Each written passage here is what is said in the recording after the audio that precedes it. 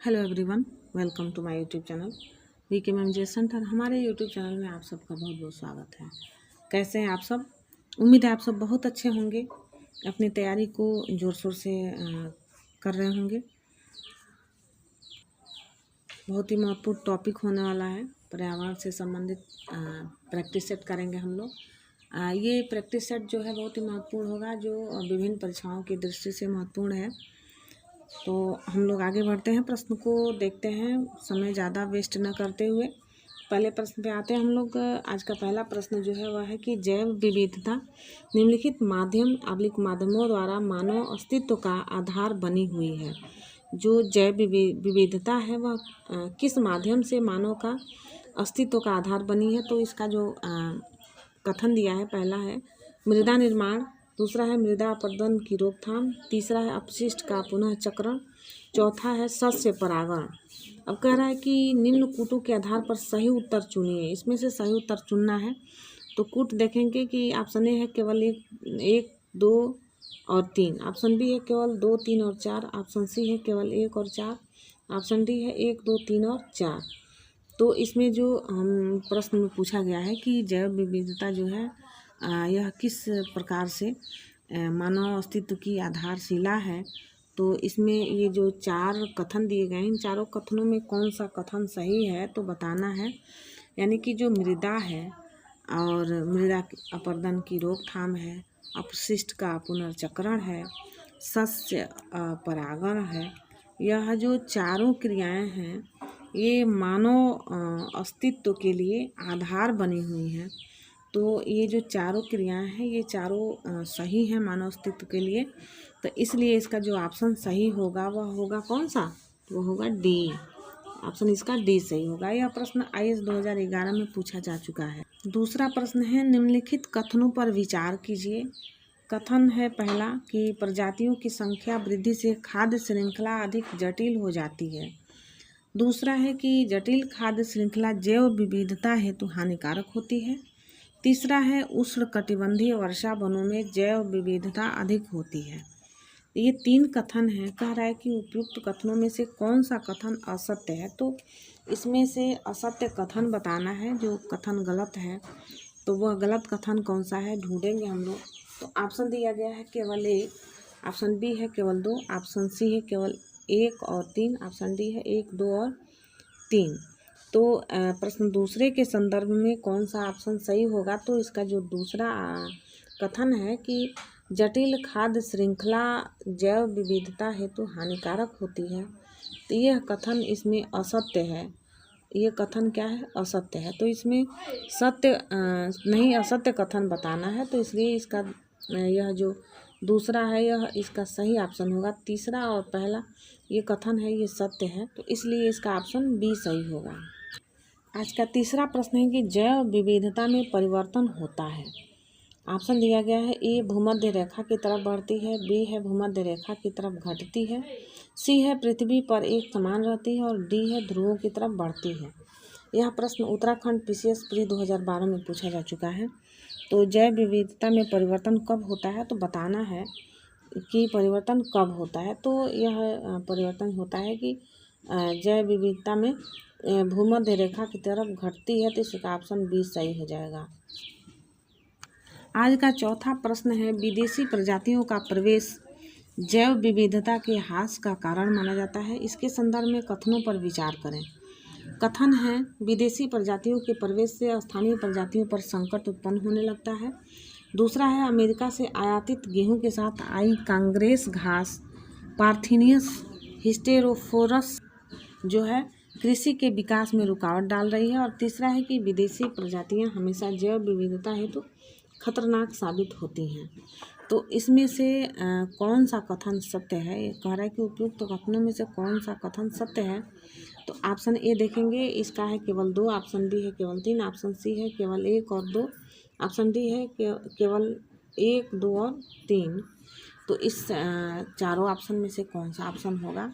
यानी विदेशी प्रजातियों का जो प्रवेश होता है वह जैव विविधता के ह्रास का कारण माना जाता है। तो क्यों होता है? तो इसका ऑप्शन बताना है कौन सा ऑप्शन सही होगा। तो इसका ऑप्शन जो है सी वह सही होता है, क्योंकि इसका जो पहला है कि विदेशी प्रजातियों के प्रवेश से स्थानीय प्रजातियों पर संकट उत्पन्न होने लगता है, तो ये सही है।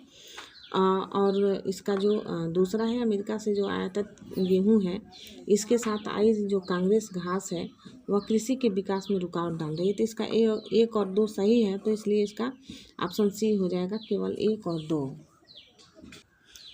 आज का अगला प्रश्न है, निम्नलिखित कथनों पर विचार कीजिए। 4 कथन है, 3 कथन है। पहला है, अल्फा विविधता किसी एक समुदाय या पारितंत्र में प्रजातियों की कुल संख्या को बताती है। दूसरा है कि बीटा विविधता द्वारा किसी पारितंत्र के अंदर एक समुदाय की कुल प्रजातियों की संख्या और उनमें पाई जाने वाली आनुवंशिकी समरूपता का आकलन किया जाता है। और तीसरा ऑप्शन है कि गामा विविधता जो है अल्फा एवं बीटा विविधताओं के अवयवों का गुणनफल है। अब इस प्रश्न का जो कथन का जो सही ऑप्शन बताना है, तो देखेंगे हम। तो इस प्रश्न में पूछ रहा है कि उपयुक्त कथनों में से कौन से कथन सही हैं। तो ऑप्शन ए है केवल 1, ऑप्शन बी है केवल 2, ऑप्शन सी है केवल 1 और 3, ऑप्शन डी है 1, 2 और 3। तो कौन से कथन सही है देखेंगे हम लोग। तो इस प्रश्न में हम लोग देख रहे हैं कि जो पहला कथन है, अल्फा विविधता किसी एक समुदाय या पारितंत्र में प्रजातियों की कुल संख्या को बताता है, तो ये सत्य कथन है। दूसरा जो है, बीटा विविधता द्वारा किसी पारितंत्र के अंदर एक समुदाय की कुल प्रजातियों की संख्या और उनमें पाई जाने वाली आनुवंशिकी समरूपता का आकलन किया जाता है, ये गलत है। और इसका तीसरा जो है, गामा विविधता जो है अल्फा एवं बीटा विविधताओं के अवयवों का गुणनफल है, तो ये इसका पहला और तीसरा ऑप्शन सही हो रहा है। तो इसमें कूट वाले में देखेंगे कौन सा सही होगा।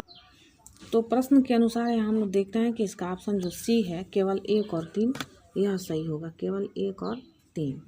अगला प्रश्न है, निम्नलिखित कथनों पर विचार कीजिए। ये कथन कौन से हैं देखना है। उच्चतर अक्षांशों की तुलना में निम्नतर अक्षांशों में जैव विविधता सामान्यतः अधिक होती है। दूसरा है कि पर्वतीय प्रवणताओं में उच्चतर उन्नतांशों की तुलना में निम्नतर उन्नतांशों में जैव विविधता सामान्यतः अधिक होती है। अब इसमें कूट है, कह रहा है कि उपयुक्त में से कौन से कथन सही हैं। कथन जो सही है वो बताना है। ऑप्शन ए है केवल 1, ऑप्शन बी है केवल 2, ऑप्शन सी है 1 और 2 दोनों, ऑप्शन डी है न तो 1 और नहीं 2। यह प्रश्न IAS 2011 में पूछा गया है, तो महत्वपूर्ण प्रश्न है। तो इसमें जो कथन सत्य है उसको बताना है, कौन सा कथन सत्य है। तो इस प्रश्न में जो कथन है पहला और दूसरा, यह दोनों कथन सही हैं, तो इसलिए इसका ऑप्शन सी है वह सही हो जाएगा, 1 और 2 दोनों। आज का 7वां प्रश्न है कि निम्नलिखित कथनों पर विचार कीजिए। पहला कथन है कि शीतोष्ण जलवायु क्षेत्रों जैसे टुंड्रा एवं टैगा प्रदेश जो होता है, इनमें पौधों एवं अन्य जीवों का वृद्धि काल अत्यंत कम होता है। दूसरा है कि भारत में पश्चिमी घाट सर्वाधिक जैव विविधता वाला क्षेत्र है। तीसरा है कि निम्न अक्षांशों में मौसम भर मौसम होते हैं वर्ष भर पौधों एवं अन्य जीवों के विकास हेतु अनुकूल बना रहता है। अब इसमें कूट दिया गया, कह रहा है कि उपयुक्त कथन में से कौन से कथन सत्य हैं बताना है।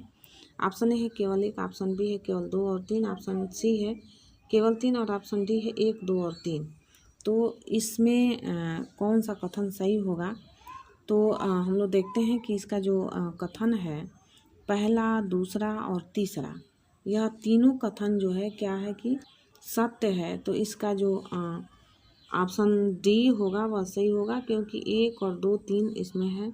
क्योंकि शीतोष्ण जलवायु जो होता है टैगा और टुंड्रा प्रदेशों में यहाँ के पौधों एवं अन्य जीवों का वृद्धि काल अत्यंत कम होता है, ये सही है। भारत में पश्चिमी घाट सर्वाधिक जैव विविधता वाला क्षेत्र है, ये भी सही है। और तीसरा है कि निम्न अक्षांशों में मौसम वर्ष भर पौधों एवं अन्य जीवों के विकास हेतु अनुकूल बना रहता है, यह भी सही है। तो इसका ऑप्शन जो होगा डी वह सही हो जाएगा। 8वां प्रश्न है कि जैव विविधता के कम होने का मुख्य कारण क्या है। तो पहला ऑप्शन है आवासीय प्रदूषण, बी है विदेशी प्रजातियों का प्रवेश, सी है अत्यधिक दोहन और डी है आवासीय विनाश। इसका कौन सा आंसर सही होगा बताना है। तो इसका जो ऑप्शन जैव विविधता के कम होने का जो मुख्य कारण है वह आवासीय विनाश है, इसलिए इसका जो ऑप्शन डी है वह सही होगा, क्योंकि आवासीय विनाश के कारण जैव विविधता में अंतर होता है और ये कम होने लगता है। तो इसका ऑप्शन डी सही हो जाएगा। यह प्रश्न जो है यूपीपीसीएस प्री 2015 और 16 दोनों बार पूछा जा चुका है, लगातार पूछा गया है। अगला प्रश्न है कि जैव विविधता का सबसे महत्वपूर्ण पहलू है। तो जैव विविधता का सबसे महत्वपूर्ण पहलू कौन सा है? तो ऑप्शन ए है भोजन, ऑप्शन बी है औषधि, ऑप्शन सी है औद्योगिक उपयोग, ऑप्शन डी है पारिस्थितिकी तंत्र का निर्वहन। तो इस प्रश्न का आंसर कौन सा सही होगा? बताना है कि जैव विविधता का सबसे महत्वपूर्ण पहलू क्या है। तो महत्वपूर्ण पहलू जो है वह पारिस्थितिकी तंत्र का निर्वहन है। तो इसलिए इसका जो डी ऑप्शन है वह सही होगा, क्योंकि जो पारिस्थितिकी तंत्र का निर्वहन है इसके कारण जैव विविधता का ये सबसे महत्वपूर्ण पहलू है। और यह भी प्रश्न महत्वपूर्ण है जो यूपीपीसीएस प्री 2015 में पूछा जा चुका है। आज का 10वां प्रश्न है, निम्नलिखित में से कौन से भौगोलिक क्षेत्र में जैव विविधता के लिए संकट हो सकते हैं? ऑप्शन इसमें दिया गया है। पहला कथन है कि वैश्विक तापन, दूसरा है विदेशी जाति का संक्रमण, तीसरा है आवास का विखंडन और चौथा है शाकाहार को प्रोत्साहन। अब इसमें ये कूट दिए गए, कूटों के आधार पर सही उत्तर चुनिए। तो ऑप्शन ए है केवल 1, 2 और 3, ऑप्शन बी है केवल 2 और 3, ऑप्शन सी है केवल 1 और 4, ऑप्शन डी है 1, 2, 3 और 4। यह प्रश्न बहुत ही महत्वपूर्ण है। आईएएस 2012, आरएएस, आरटीएस प्री 2016 में पूछा गया है। तो इसमें बताना है कि कौन सा कथन सत्य है। प्रश्न को देखते हुए इसमें जो सही ऑप्शन है वह कौन सा है? तो ऑप्शन में जो दिया है पहला है, दूसरा है और कौन सा है? तीसरा है। वैश्विक तापन, विदेशी जाति का संक्रमण और आवास का विखंडन। यह क्या होता है कि यह भौगोलिक क्षेत्र में जैव विविधता के लिए संकट के कारण ये होते हैं। तो इसलिए इसका ऑप्शन जो है ए सही हो जाएगा, केवल 1, 2 और 3। आज का प्रश्न है अगला, कौन सा है? निम्नलिखित में से कौन से भारत के कुछ भागों में पीने के जल में प्रदूषक के रूप में पाए जाते हैं? तो इसमें ऑप्शन दिया गया है आर्सेनिक, सार्बिटाल, फ्लोराइड, फॉर्मेल्डिहाइड और यूरेनियम। कह रहा है कि नीचे दिए गए कूटों का प्रयोग कर सही उत्तर चुनिए। तो इस प्रश्न में इन कूट का प्रयोग करते हुए सही आंसर ढूंढना है। तो पीने के जल में जो प्रदूषक के रूप में पाए जाते हैं वो कौन कौन से हैं? तो इसका पहला है आर्सेनिक और तीसरा है फ्लोराइड और पांचवा है यूरेनियम। ये जो होते हैं ये पीने के जल में प्रदूषक के रूप में पाए जाते हैं। तो इसका जो ऑप्शन सी है वह सही हो जाएगा, केवल 1, 3 और 5। अगला प्रश्न है, निम्नलिखित कथनों में से कौन से सही हैं? अब पहला कथन है कि तेल अधिप्लावक ऑयल स्पीड जो है, ऑयल स्पेल्स जो है, यह सागरीय जीवों के गिल्स एवं पंखों पर आवरण बनकर उनके श्वसन एवं गति में बाधा उत्पन्न करते हैं। दूसरा कथन है कि समुद्री प्रदूषकों के अपघटन में ऑक्सीजन की आवश्यकता नहीं होती है। अब कूट दिया गया है, करा कि सही बताना है। केवल 1 है, ऑप्शन बी केवल 2 है, ऑप्शन सी 1 और 2 है, ऑप्शन डी है न तो 1 और नहीं 2। इस प्रश्न का जो आंसर होगा कौन सा सही होगा? तो इस प्रश्न का जो सही आंसर होगा वह कौन सा होगा? इसमें से जो कथन सही है वह कौन है? तो इसका जो पहला कथन है कि तेल अधिप्लावक जो ऑयल स्पिल होते हैं ये सागरीय जीवों के गिल्स एवं पंखों पर आवरण बनकर उनके श्वसन एवं गति में बाधा डालते हैं। तो ये सही है। और ये दूसरा तो ये सही नहीं है। तो इसका ऑप्शन जो ए है वह सही हो जाएगा, केवल ए। अगला प्रश्न है, निम्नलिखित में से कौन सा वायु प्रदूषक ऑक्सीजन की अपेक्षा अधिक शीघ्रता से रक्त में हीमोग्लोबिन में घुल जाता है? यानी कि ये 4 ऑप्शन दिए गए हैं, इनमें से ऐसा कौन सा ऑप्शन है जो वायु प्रदूषक जो है यह ऑक्सीजन की अपेक्षा जल्दी से यह हीमोग्लोबिन में घुलता है? तो इसका ऑप्शन ए है पैन, ऑप्शन बी है कार्बन डाइऑक्साइड, ऑप्शन सी है कार्बन मोनोऑक्साइड, ऑप्शन डी है ओजोन। यह प्रश्न महत्वपूर्ण है, यूपीपीसीएस प्री 2016 में पूछा जा चुका है। तो इस प्रश्न का जो सही ऑप्शन होगा वह कौन सा होगा? तो जो कार्बन मोनोऑक्साइड है वह हीमोग्लोबिन में बहुत जल्दी घुल जाता है। तो इसलिए इसका ऑप्शन सी सही हो जाएगा। अगला प्रश्न है, हमारे देश के शहरों में वायु गुणवत्ता सूचकांक एयर क्वालिटी इंडेक्स जो है का परिकलन करने में साधारणतया निम्नलिखित वायुमंडलीय गैसों में से किनको विचार में लिया जाता है? ऑप्शन पहला है कि कार्बन डाइऑक्साइड, दूसरा है कार्बन मोनोऑक्साइड, तीसरा है नाइट्रोजन ऑक्साइड और चौथा है सल्फर डाइऑक्साइड, पांचवा है मीथेन। अब इसमें कूट का प्रयोग कर सही उत्तर बताना है। कूट दिया गया है कि केवल 1, 2 और 3, बी है केवल 2, 3 और 4, सी है 1, 4 और 5, डी है 1, 2, 3, 4 और 5। यह प्रश्न IAS 2016 में पूछा जा चुका है। तो इस प्रश्न का सही आंसर क्या होगा? तो इसमें हम लोग देख रहे हैं कि जो इसका दूसरा ऑप्शन है कार्बन मोनोऑक्साइड, तीसरा है नाइट्रोजन ऑक्साइड और चौथा है सल्फर डाइऑक्साइड। यानी कि ये तीनों जो वायुमंडलीय गैसें हैं ये क्या करती हैं कि हमारे देश में के शहरों में वायु गुणवत्ता सूचकांक जो होता है इसका परिकलन करने में यह वायुमंडलीय गैसें जो हैं इनसे क्या किया जाता है, इन पर ही विचार किया जाता है। तो इनका नाइट्रोजन ऑक्साइड का, कार्बन मोनोऑक्साइड का और सल्फर डाइऑक्साइड का, इन पे ही पहले क्या किया जाता है, विचार किया जाता है। इसका पता लगाने के लिए, वायु की गुणवत्ता को पता लगाने के लिए इन तीनों पे क्या करते हैं, विचार करते हैं। तब वो वायु में प्रदूषण की गुणवत्ता का पता चलता है। तो इसलिए इसका कौन सा ऑप्शन सही होगा? तो इसका ऑप्शन बी जो है वह सही होगा, केवल 2, 3 और 4। अगला प्रश्न है निम्नलिखित पर विचार करिए। पहला है कार्बन डाइऑक्साइड, दूसरा है नाइट्रोजन के ऑक्साइड और तीसरा है सल्फर के ऑक्साइड। तो कह रहा है कि उपरोक्त में से कौन सा जो उत्सर्जन है उसमें शक्ति संयंत्रों में कोयला दहन से उत्सर्जित होता है या होते हैं? तो ऑप्शन दिया गया है केवल 1, ऑप्शन बी केवल 2 और 3, ऑप्शन सी केवल 1 और 3 और ऑप्शन डी है 1, 2 और 3। तो ये जो कार्बन डाइऑक्साइड है, नाइट्रोजन है और सल्फर डाइऑक्साइड है, कार्बन के डाइऑक्साइड, नाइट्रोजन के ऑक्साइड और सल्फर के ऑक्साइड। तो ये जो तीनों होते हैं ये क्या होते हैं कि ये उसमें शक्ति संयंत्रों में कोयला दहन से उत्सर्जित होते हैं।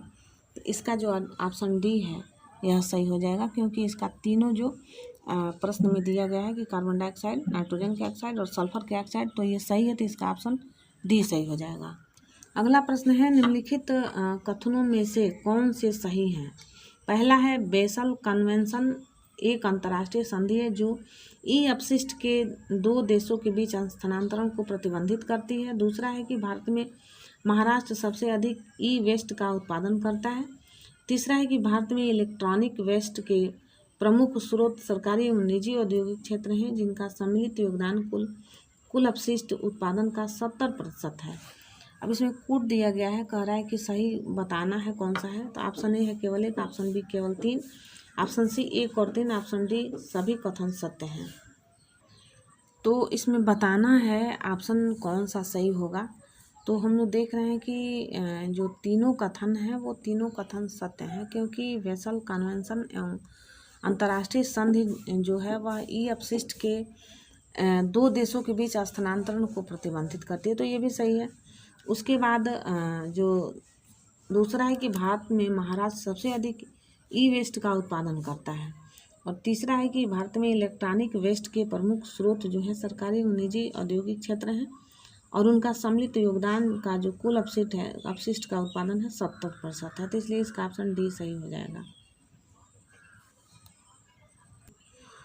अगला प्रश्न है कि पुराने और प्रयुक्त कंप्यूटरों या उसके पुर्जे के असंगत या अव्यवस्थित निपटान के कारण निम्नलिखित में से कौन से ई अपशिष्ट के रूप में पर्यावरण में निर्मुक्त होते हैं?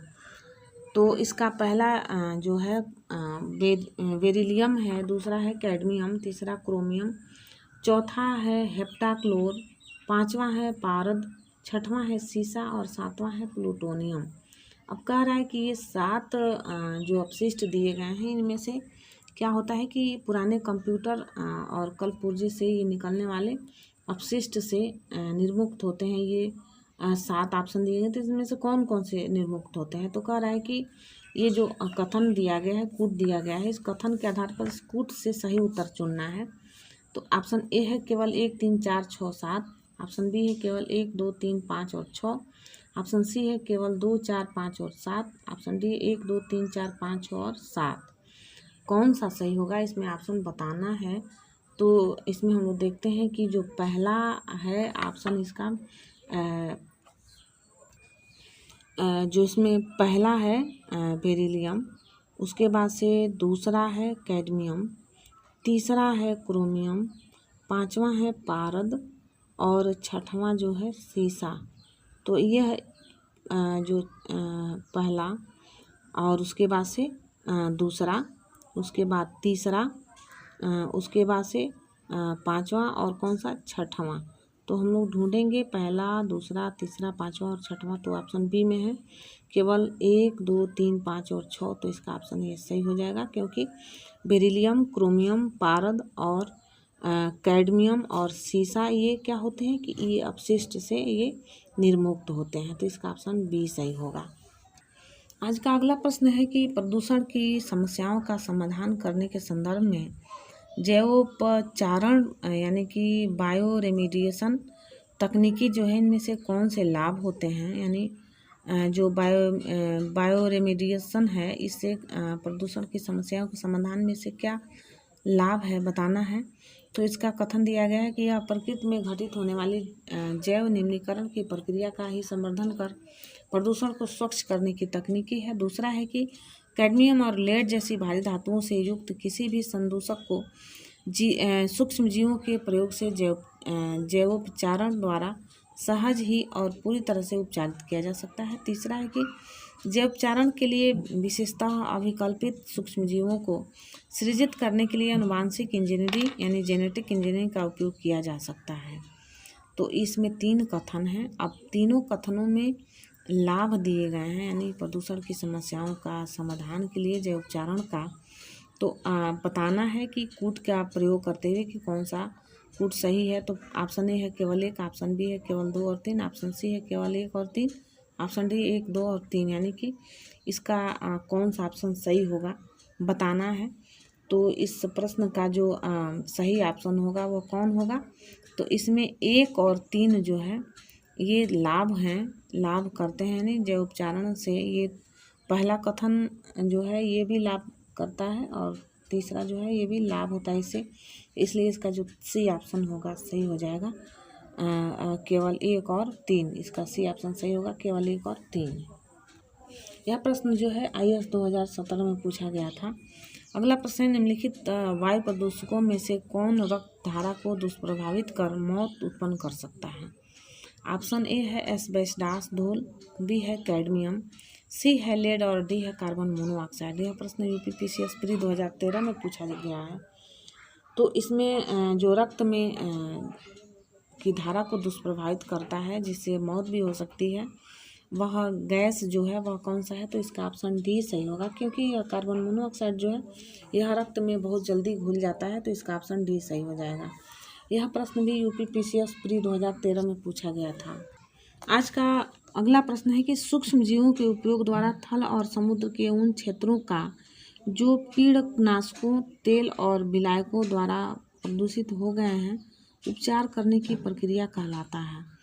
पहला है ऑप्शन इसका सुपोषण यानी यूट्रोफिकेशन, ऑप्शन बी है नाइट्रीकरण या नाइट्रिफिकेशन, सी है अमोनीकरण या अमोनिफिकेशन, डी है जैविक उपचार या बायो रिमेडिएशन। यह प्रश्न जो है CAPF 2016 में पूछा गया है। तो इसका ऑप्शन सही बताना है कि कौन सा ऑप्शन सही है। यानी कि जो सूक्ष्म जीवों के उपयोग द्वारा थल और समुद्र के उन क्षेत्रों का जो कीटनाशकों, तेल और विलायकों द्वारा प्रदूषित हो गए हैं, इसके उपचार करने की प्रक्रिया क्या कहलाती है। तो वह कहलाती है जैविक उपचार। इसका ऑप्शन डी सही होगा। अगला प्रश्न है, रेडियोधर्मी प्रदूषण से संबंधित निम्न कथनों में से कौन सही है। अब रेडियोधर्मी प्रदूषण से इस कथन में कौन से सही है बताना है। तो पहला है यह पशुओं में आनुवांशिक परिवर्तन लाता है। दूसरा है यह मृदा में विद्यमान विभिन्न खनिजों को असंतुलित कर देता है। तीसरा है यह रक्त संचार में व्यवधान पैदा करता है। चौथा है कि यह कैंसर पैदा करता है। अब इसमें कूट के द्वारा सही उत्तर का चयन करना है। तो ऑप्शन ए है कि 1 और 2 सही है, ऑप्शन बी है 1 और 4 है, कि ऑप्शन सी में 1 और 3 और 4 है, ऑप्शन डी 1, 2, 3 और 4 सही है बताना है। UPPCS प्री 2009 में यह प्रश्न पूछा जा चुका है। तो बताएंगे आप लोग इसका आंसर। तो इस प्रश्न के अनुसार इसका जो सही आंसर होगा वह कौन सा हो जाएगा। 1, 2 और 3 यानी यह कि तीनों यह पशु में अनुवांशिकता लाता है। यह मृदा में विद्यमान विभिन्न खनिजों को संतुलित कर देता है। और जो चौथा है, यह कैंसर उत्पन्न करता है। यानी कि जो रेडियोधर्मी प्रदूषण है, ये तीनों कारक हैं इसके, तो इसलिए इसका ऑप्शन सी सही हो जाएगा, 1, 3 और 4। अगला प्रश्न है, निम्नलिखित में से कौन से कुछ महत्वपूर्ण प्रदूषक हैं जो भारत में इस्पात उद्योग द्वारा मुक्त किए जाते हैं। बताना है इसमें। ऑप्शन ए है सल्फर के ऑक्साइड, ऑप्शन 2 है नाइट्रोजन के ऑक्साइड, ऑप्शन 3 है कार्बन मोनोऑक्साइड, 4 है कार्बन डाइऑक्साइड। कराए नीचे दिए गए पुटों का प्रयोग कर सही उत्तर बताइए।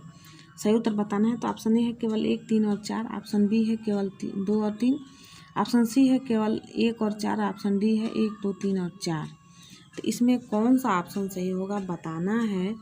तो इसमें जो हम लोग देख रहे हैं कि जो प्रदूषक है वो भारत में इस्पात उद्योग द्वारा मुक्त होते हैं, वो कौन कौन से हैं। तो इसमें जो पहला है, दूसरा है, तीसरा और चौथा, यानी कि चारों जो है सल्फर के ऑक्साइड, नाइट्रोजन के ऑक्साइड, कार्बन मोनोऑक्साइड और कार्बन डाइऑक्साइड, ये चारों मुक्त होते हैं, तो इसलिए इसका ऑप्शन डी सही हो जाएगा। और यह प्रश्न IAS 2014 में पूछा जा चुका है। अगला प्रश्न है, किसी जल क्षेत्र में BOD की अधिकता संकेत देती है कि उसका जल क्या है। पहला ऑप्शन है खनिज प्राप्त कर रहा है, ऑप्शन बी है गैस प्राप्त कर रहा है, ऑप्शन सी है सीवेज से प्रदूषित हो रहा है और ऑप्शन डी है एट्रोफिक है। तो इसका सही आंसर क्या होगा कि BOD की अधिकता जल में क्या दर्शाती है। तो इसका जो आंसर सही होगा वह कौन सा सही होगा, तो जो सी ऑप्शन है वह सही होगा, क्योंकि BOD की अधिकता सीवेज से प्रदूषित जल का संकेत देती है, तो इसका ऑप्शन सी सही हो जाएगा। यह प्रश्न जो है UPPCS प्री 2007 में पूछा गया था। अगला प्रश्न है, यूरो सर्जन नियम उत्सर्जन के मानक हैं और ये एक वाहन से उत्सर्जन के लिए सीमा निर्धारित करने के पैकेज प्रदर्शित करते हैं। निम्नलिखित गैसों में से इनके अंतर्गत आच्छादित हैं, वो कौन से आच्छादित हैं यूरो उत्सर्जन के उत्सर्जन मानक में। तो ऑप्शन ए है कार्बन मोनोऑक्साइड, ऑप्शन बी है हाइड्रोकार्बन, ऑप्शन सी है नाइट्रोजन ऑक्साइड और ऑप्शन डी है उपयुक्त सभी। तो उपयुक्त सभी ऑप्शन जो है बताना है कौन सा है इसका सही। तो हम लोग देखते हैं कि जो यूरो उत्सर्जन नियम है, इसमें उत्सर्जन के मानक जो हैं और ये एक वाहन से उत्सर्जन के लिए सीमा निर्धारित करने के पैकेज प्रदर्शित करते हैं। तो इसके अंदर ये कौन कौन सी गैसें आती हैं, तो ये सभी गैसें आती हैं, carbon monoxide, hydrocarbon, nitrogen oxide. तो इसलिए इसका ऑप्शन डी सही होगा, उपयुक्त सभी। और यह प्रश्न UPPCS प्री 2013 में पूछा जा चुका है। अगला प्रश्न है, डीजल इंजनों के कारण होने वाले वायु प्रदूषण के बारे में निम्नलिखित में से कौन सा कथन सही है। कथन ए है, यह निम्न और उच्च तापमानों पर कार्बन मोनोऑक्साइड की प्रचुर मात्रा उत्पन्न करता है।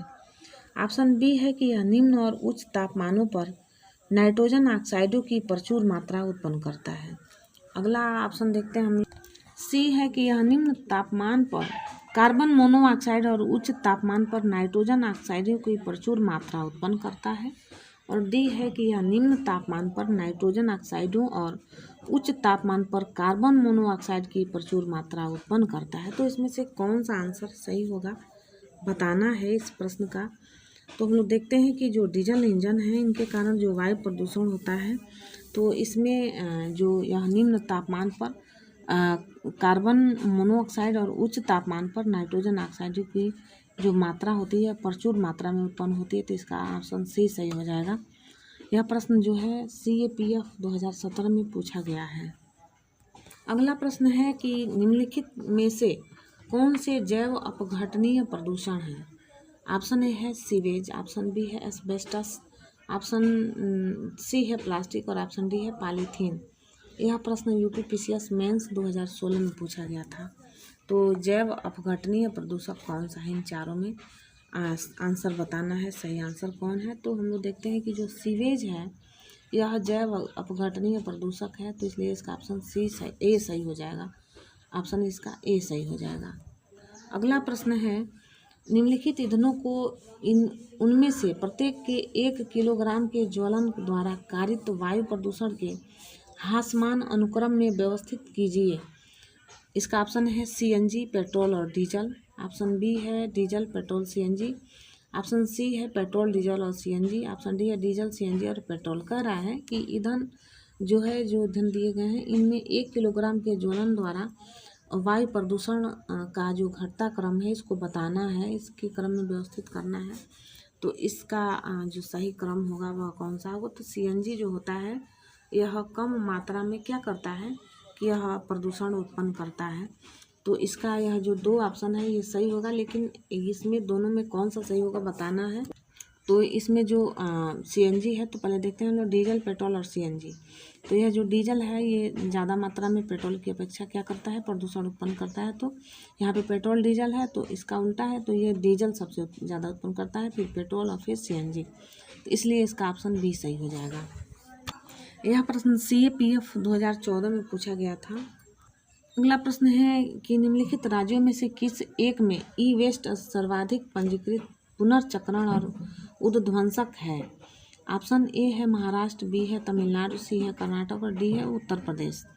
तो जो ई कचरा है, ई वेस्ट है, इसका पुनर्चक्रण और उद्ध्वंसन का जो प्रमुख पंजीकृत राज्य है वह कौन सा है बताना है। तो इसमें हम लोग देखते हैं कि जो कर्नाटक राज्य जो है इसका यह प्रमुख राज्य है जो ई कचरे का पुनर्चक्रण और विध्वंसन के लिए ये पंजीकृत है। तो इसका ऑप्शन सी सही हो जाएगा। यह प्रश्न CAPF 2016 में पूछा गया है। अगला प्रश्न है कि निम्नलिखित में से कौन से प्रदूषक संकेतक पौधा है? यह पौधा दिया गया है 4 है। ए शैवाल, बी कवक, सी लाइकेन और 4 फर्न। इसका डी है फर्न। इन चारों में से प्रदूषक संकेतक पौधा कौन है बताना है। यह UPPCS प्री 2015 में पूछा गया प्रश्न है। इसका जो सही ऑप्शन है वह कौन सा होगा? तो हम लोग जानते हैं कि जो लाइकेन होता है यह जब प्रदूषण फैलता है तो सबसे पहले ये नष्ट होता है, तो इसलिए ये प्रदूषण संकेतक कहलाता है, इसलिए इसका ऑप्शन सी सही हो जाएगा। अगला प्रश्न हम लोग देखेंगे कि पुराने और प्रयुक्त कंप्यूटरों या उसके पुर्जे के असंगत या अव्यवस्थित निपटान के कारण निम्नलिखित में से कौन से ई अपशिष्ट के रूप में पर्यावरण में निर्मुक्त होते हैं? तो यह प्रश्न 2 बार आ गया है। इसमें कुछ जो पॉइंट्स हैं वह चेंज हुए हैं, तो देखते हैं हम लोग।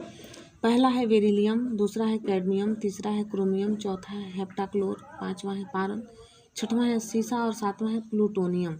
कह रहा है कि नीचे दिए गए कूटों का प्रयोग कर सही उत्तर बताना है। ऑप्शन ए है केवल 1, 3, 4, 6, 7। ऑप्शन बी है केवल 1, 2, 3, 5 और 6। ऑप्शन सी है केवल 2, 4, 5 और 7 और ऑप्शन डी 1, 2, 3, 4, 5, 6 और 7। अब इसमें कौन सा आंसर सही है बताना है आप लोगों को।